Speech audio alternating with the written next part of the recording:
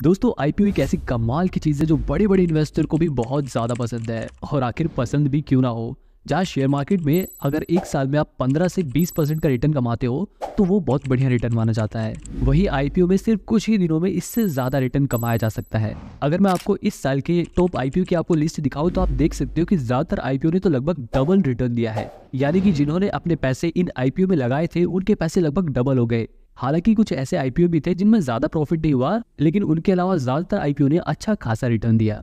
तो दोस्तों इस वीडियो में हम आईपीओ के बारे में ही जानेंगे कि आईपीओ होता क्या है, कंपनी आईपीओ क्यों लेकर आती है, आईपीओ से हम इन्वेस्टर को क्या फायदा होता है, आईपीओ से कंपनियों को क्या फायदा होता है, और अगर आईपीओ में इतना ही अच्छा रिटर्न मिलता है तो हम जैसे आम इन्वेस्टर किस तरह आईपीओ में इन्वेस्ट करके अच्छा खासा रिटर्न कमा सकते हैं।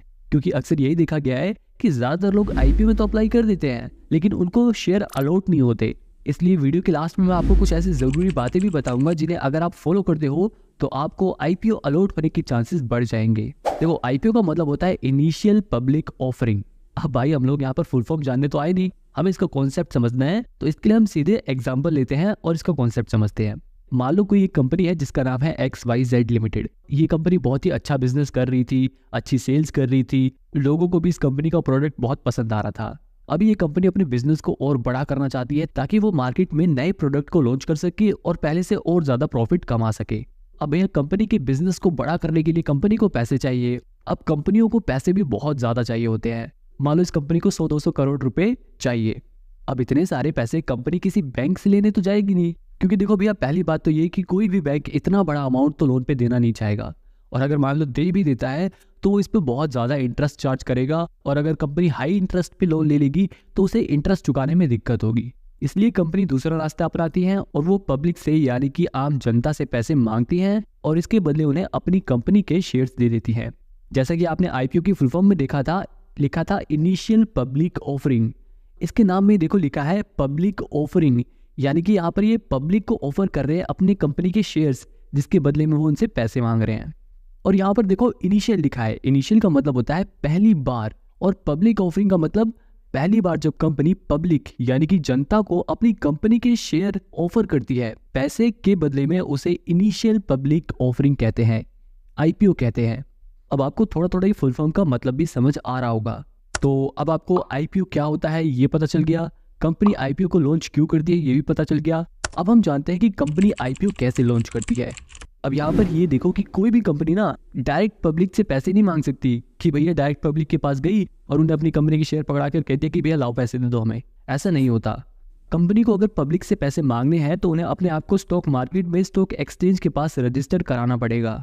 मतलब कि कंपनी को पब्लिक से पैसे मांगने से पहले एक रेड हियरिंग प्रोस्पेक्टस बनाना पड़ता है। इस प्रोस्पेक्टस में, वैसे मैं यहाँ पर आपको बता दूं कि रेड हियरिंग प्रोस्पेक्टस एक ऐसा डॉक्यूमेंट होता है जिसमें कंपनी की सारी डिटेल्स लिखी हुई होती है कि जैसे कंपनी कितने पैसे पब्लिक से लेना चाहती है, कंपनी की हिस्ट्री क्या है, कंपनी के फ्यूचर गोल्स क्या है, ऐसी बहुत सारी चीज़ें इस रेड हियरिंग प्रोस्पेक्टस में लिखी होती हैं। अब इस रेड हियरिंग प्रोस्पेक्टस के ड्राफ्ट को कंपनी सेबी के पास सबमिट करती है और फिर सेबी उस कंपनी की जांच पड़ताल करती है, और उसके बाद अगर सेबी को सब कुछ ठीक लगता है तो वो उस कंपनी को आईपीओ लॉन्च करने की परमिशन दे देती है। अब देखो यहाँ पर कंपनी अपना आईपीओ लॉन्च करने के लिए कुछ इन्वेस्टमेंट बैंक की मदद लेती है। ये इन्वेस्टमेंट बैंक कंपनियों को उनका आईपीओ लॉन्च करने की प्लानिंग करने में हेल्प करते हैं, उनका वैल्यूएशन करने में हेल्प करते हैं। इसके बाद कंपनी अपने वैल्यूएशन के आधार पर अपनी कंपनी का शेयर प्राइस तय करती है। इसी शेयर प्राइस पर हम आईपीओ में अप्लाई करते हैं। अब आपको ये पता चल गया कि कंपनी आईपीओ कैसे लॉन्च करती है। अब देखो थियोरेटिकली हमने बहुत कुछ समझ लिया। अब हम लाइव किसी भी ब्रोकर के ऐप में ये देखते हैं कि हम कैसे किसी भी आईपीओ में अप्लाई कर सकते हैं। तो मैं अपना एंजल वन ऐप खोल लेता हूँ। आप चाहे कोई भी ब्रोकर ऐप यूज करते हो उसमें भी लगभग सेम ही प्रोसेस होता है। जैसे यहाँ पर आपको एंजल वन में आईपीओ का अलग से सेक्शन मिल जाएगा, वैसे बाकी ब्रोकर्स के ऐप में भी आईपीओ का अलग से ही सेक्शन दिया होता है जिस पे आपको क्लिक करना है। क्लिक करते ही आईपीओ का एक पूरा ऐसा पेज खुल जाएगा जहाँ पर एक तरफ लिखा रहता है ओपन और अपकमिंग। यहाँ पर हमें वो आईपीओ दिखाता है जिसमें अप्लाई किया जा सकता है, और ऐसे आईपीओ भी दिखाता है जो अभी आने वाले समय में लॉन्च होने वाले हैं जिसमें हम अप्लाई कर सकेंगे। इसके बगल में देखो लिखा है आईपीओ ऑर्डर्स। आप जब भी किसी आईपीओ में अप्लाई करोगे तो वो वाला आईपीओ आपको यहाँ पे आईपीओ ऑर्डर्स में दिखाएगा। इसके बारे में अभी हम आगे बाद में थोड़ा जानेंगे, पहले हम ओपन आईपीओ के बारे में ही थोड़ा और भी ज़्यादा डिटेल में जानते हैं। देखो यहाँ पर ओपन आईपीओ सबसे ऊपर लिखा है। यहाँ पर हमें ये बता रहे हैं कि अभी कितने आईपीओ ओपन है जिसमें हम अप्लाई कर सकते हैं। जैसे यहाँ पर दिखा रहा है इंडियन रिन्यूएबल एनर्जी डेवलपमेंट। ऐसे हमें टोटल 6 आईपीओ दिखा रहा है जिसमें हम अप्लाई कर सकते हैं। इसके अलावा इसके नीचे हमें कुछ अपकमिंग आईपीओ भी दिखा रहा है जिसमें हम आने वाले समय में अप्लाई कर सकेंगे, लेकिन अभी इनकी डेट अनाउंस नहीं हुई है। ठीक है, वापस मैं अगर ओपन पे आऊँ तो यहाँ पर ये देखो कंपनी के शेयर का नाम लिखा हुआ है और लिखा हुआ है क्लोज ऑन। यहाँ पे डेट दी हुई है कि इस तारीख को ये आईपीओ बंद हो जाएगा। मतलब अगर हमें इस कंपनी में अप्लाई करना है तो इस तारीख से पहले पहले हमें इसके शेयर में अप्लाई करना पड़ेगा। और इसके बगल में देखो एक छोटा सा ये भी लिखा हुआ है मिनिमम इन्वेस्टमेंट। यहाँ पे देखो लिखा है ना 13,800 रुपये। देखो दोस्तों, यहाँ पर मैं आपको बता दूं कि आईपीओ में अगर आपको इन्वेस्ट करना है तो कम से कम आपके पास 14-15 हज़ार रुपये होने चाहिए। कई आईपीओ में लगभग 1 लाख से ज़्यादा रुपये होने चाहिए अप्लाई करने के लिए। तो अगर आपको ये जानना है कि किस आईपीओ में अप्लाई करने के लिए कितने रुपए चाहिए तो सिंपली आप यहाँ पे ये नंबर देख सकते हो। जैसे यहाँ पर दिखा रहा है ना कि अगर आपको इस rocking deal circular economy limited में अगर आपको अप्लाई करना है तो आपको कम से कम 1,36,000 रुपये आपके पास होनी चाहिए। अब इसके नीचे एक और देखो लिखा है ओवरऑल सब्सक्रिप्शन। यहाँ पे ये बता रहा है कि अब तक कितनी सब्सक्रिप्शन हो चुकी है। यहाँ पे देखो कुछ पॉइंट लिखे हुए हैं, जैसे यहाँ पे लिखा है 7x, 20x, 8.5x, ऐसे हमें कुछ नंबर दिए हैं। इसका मतलब ये है कि जितने कंपनी ने शेयर इशू करने थे उससे 8 गुना ज़्यादा या उससे 20 गुना ज़्यादा या उससे 7 गुना ज़्यादा लोग उस कंपनी के शेयर को अप्लाई कर रहे हैं। अब यहाँ पर ऐसा भी होता है कि जितना ज़्यादा सब्सक्रिप्शन होगी, मतलब जितने ज़्यादा लोग उस शेयर में अप्लाई करेंगे, उतना ही ज़्यादा चांस रहेगा कि उस कंपनी की शेयर प्राइस प्रीमियम पर लिस्ट हो। इसके बारे में अभी मैं आपको आगे बताता हूँ। अभी हम ऐसा मान लेते हैं कि मेरे को सपोज करो इस कंपनी के शेयर में अप्लाई करना है, तो मैं सिंपली इस पर क्लिक करूँगा। ठीक है, क्लिक करते ही एक ऐसा पेज खुल जाएगा। अब देखो यहाँ पर इस पेज पे कंपनी की काफ़ी सारी डिटेल लिखी होती है। जैसे यहाँ पर ये कंपनी का नाम बता रहा है और ये भी बता रहा है कि ये कंपनी एक लार्ज कैप कंपनी है। इसके बगल में देखो लिखा है ये कंपनी क्या काम करती है। देखो इस कंपनी का मेन फोकस इंजीनियरिंग, रिसर्च और डेवलपमेंट पे है। तो हमें इससे ये आइडिया लग गया कि ये कंपनी किससे रिलेटेड है। इसके अलावा इसमें ये भी बता रहा है कि मिनिमम आपको कितने रुपए लगाने पड़ेंगे इस कंपनी के आईपीओ में अप्लाई करने के लिए। तो बता रहे 14,225 रुपये आपको कम से कम लगाने पड़ेंगे, जिसके बदले आपको एक लोट मिलेगा। बेसिकली लोट क्या होता है, शेयर्स का एक गुच्छा होता है। जैसे इस शेयर के एक लोट में 30 शेयर्स हैं, तो मतलब अगर आप 14,250 रुपये लगाओगे तो आपको इस कंपनी के 30 शेयर मिलेंगे। और इसके बगल में देखो लिखा है प्राइस रेंज।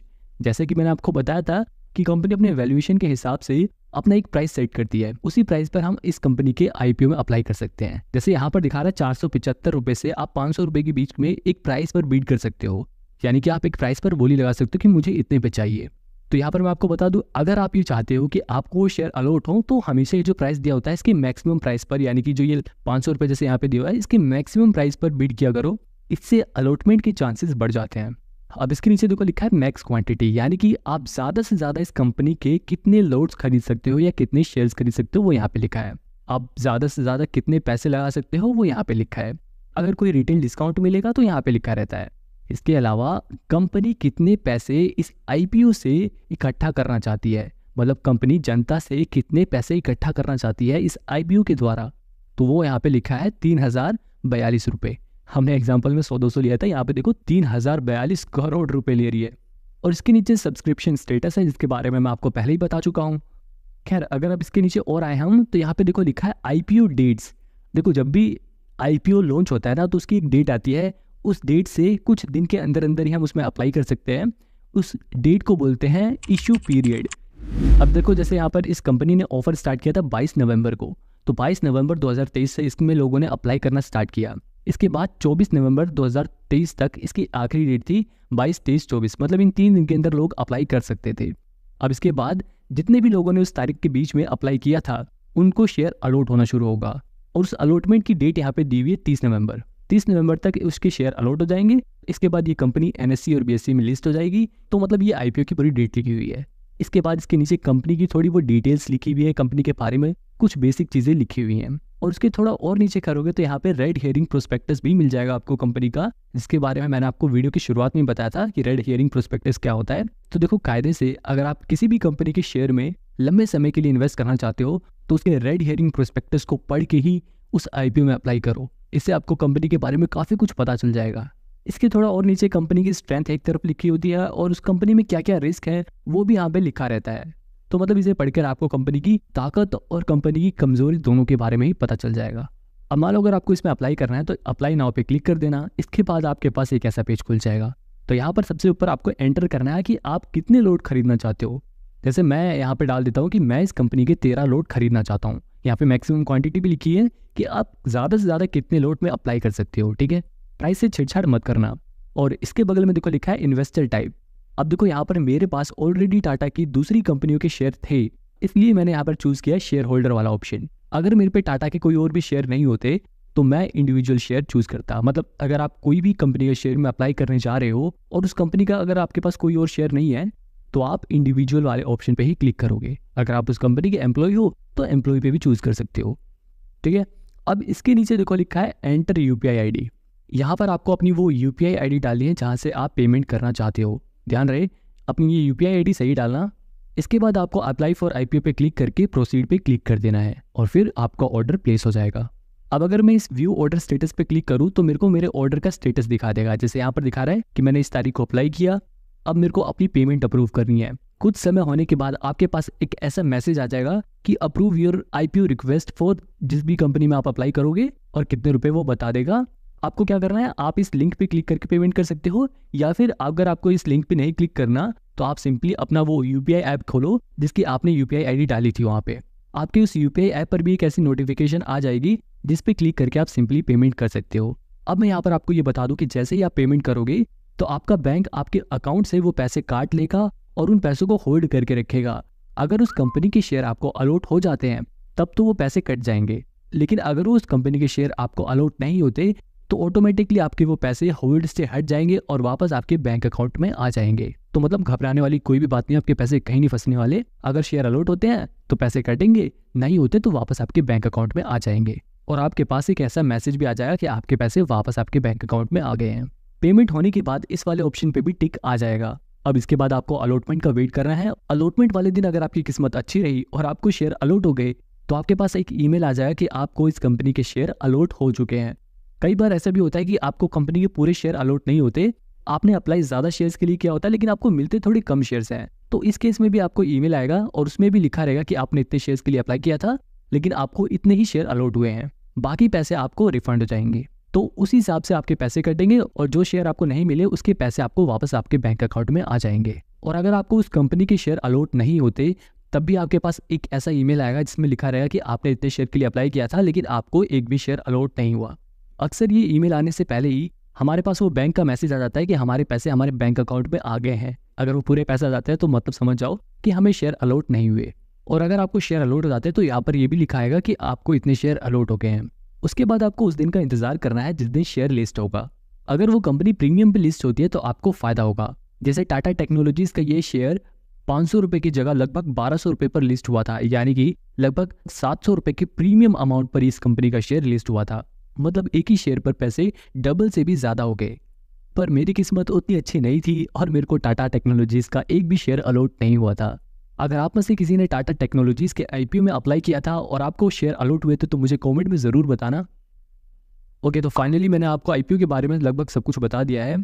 अब कई बार ऐसा होता है कि हम आईपीओ में अप्लाई तो करते हैं लेकिन हमें शेयर अलॉट नहीं होते। तो अगर आप चाहते हो कि आपके अलॉटमेंट के चांसेस बढ़ जाएं तो फिर आप जैसे ही आईपीओ लॉन्च हो उसके पहले दिन ही उसमें अप्लाई कर दो ताकि आपके पास जल्दी से पेमेंट मैंडेट की रिक्वेस्ट आ जाए और आप वहाँ से पेमेंट करके आईपीओ में सक्सेसफुली अप्लाई कर दो। इसके अलावा आप ऐसा कर सकते हो कि आप अपने फैमिली या फ्रेंड में से किसी और के भी डीमेट अकाउंट से आईपीओ में अप्लाई कर सकते हो। ऐसा भी हो सकता है कि आपको शेयर अलॉट ना हो लेकिन आपके फैमिली या फ्रेंड में से किसी को शेयर मिल जाए तो आपको फ़ायदा हो सकता है, क्योंकि जो आईपीओ की अलॉटमेंट होती है वो रैंडमली की जाती है, शेयर किसी को भी मिल सकता है। इसके अलावा एक और ज़रूरी बात यह है कि कई लोगों के ना कई सारे डीमेट अकाउंट होते हैं और उनको लगता है कि अगर हम सभी डीमेट अकाउंट में से, मान लो मेरे पास जीरोधा में भी अकाउंट है, धन में भी अकाउंट है, ग्रो में भी अकाउंट है, और अगर मैं इन तीनों से ही किसी भी आईपीओ में अप्लाई कर देता हूँ तो इसका मतलब ये नहीं है कि मेरे को तीनों में ही शेयर अलॉट हो जाएंगे। हमारा जो पैन कार्ड होता है वो एक ही होता है, हमें सिर्फ एक ही जगह शेयर अलॉट होंगे, इसलिए ऐसा करने का कोई फायदा नहीं है। शेयर एक ही जगह अलॉट होता है, खा अपने पैसे फंसाने का कोई भी फायदा नहीं है। इसके अलावा जब भी आप किसी आईपीओ में अप्लाई करते हो तो अपने बैंक अकाउंट से लिंक यूपीआई आईडी दो। अगर आप किसी और की यूपीआई आईडी देते हो तो हो सकता है कि आपका वो एप्लीकेशन रिजेक्ट हो जाए और आपको शेयर अलॉट ना हो। इसके अलावा मैंने आपको ये भी बता दिया था कि हमेशा कट ऑफ प्राइस पर ही आईपीओ में अप्लाई करें, इससे आपके शेयर अलॉट होने के चांसेस बढ़ जाएंगे। ओके, तो अभी के लिए इतना ही, मिलते हैं अगली वीडियो में।